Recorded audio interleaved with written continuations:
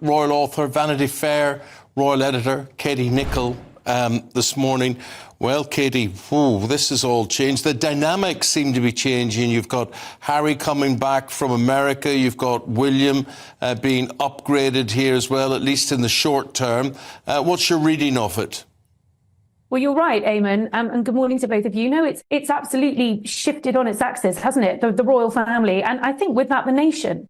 Because, you know, whether you're a royalist or not, I think we do look to the royal family for that sense of stability and continuity. And, you know, the coronation had gone so well. And now within 18 months of the king's accession, there's a big question mark over his health and his future. This was a king who we know was in a hurry. He was the longest serving Prince of Wales. He was the most experienced monarch by the time he came to the throne. And there was a lot of things that he wanted to do. But given the fact that he's 75, he knew he had to do these things quickly. And he hit the ground running in the most exceptional way. And this is going to be a huge setback for him. I spoke to sources close to the king. This news came as a huge shock to the king, to the queen, and to everyone around them. At the time, he was recuperating at Sandringham, I'm told, rather impatiently. Such was his determination and hurry to get back to work. And he was already doing light desk duties after that procedure for an enlarged prostate. So to discover something is obviously quite seriously wrong, totally separate to what he went in for, well, you can imagine on a personal level how that must feel.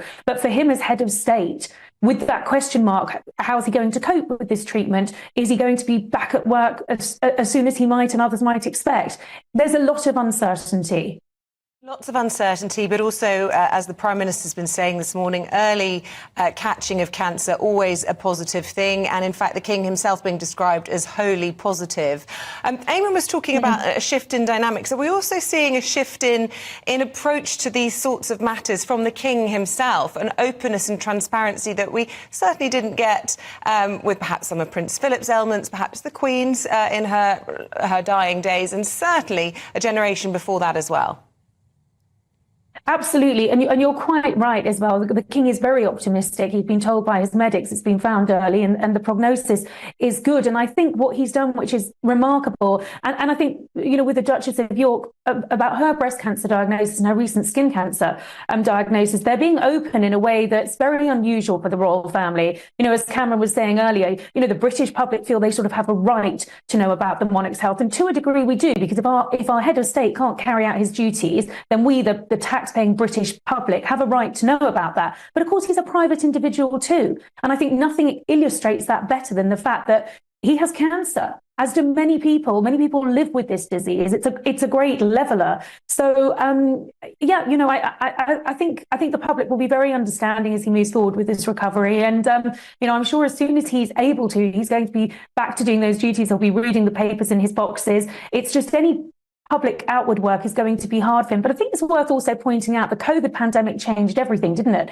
He can get on Zoom, he can hold those meetings, but the king loves being out and pumping the flesh of British public, going and doing those handshakes, doing those walkabouts. And of course, there were some big tours in the pipeline for later this year. Question mark over whether they will happen.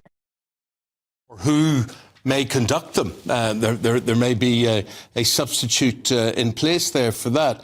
But the whole idea of a slimmed-down monarchy doesn't seem to be such a good idea now with the prominent sicknesses, illnesses of the King and the Princess of Wales.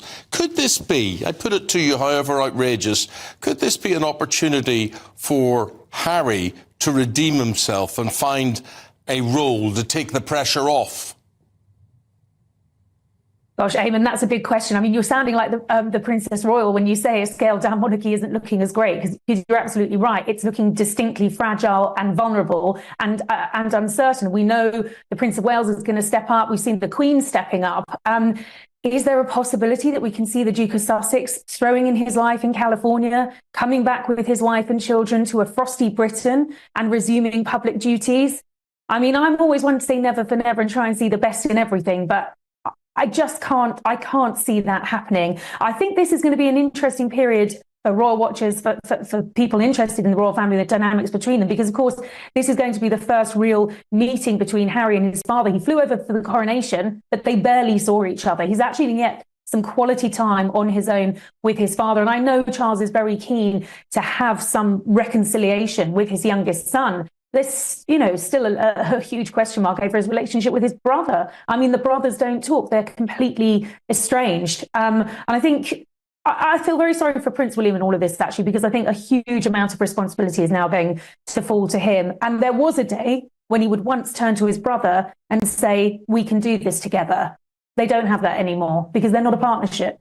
Incredibly isolating, and I think we were describing it as staring down the barrel of his destiny at the moment. Katie Nicholl, always great to talk to you. Thanks very much indeed.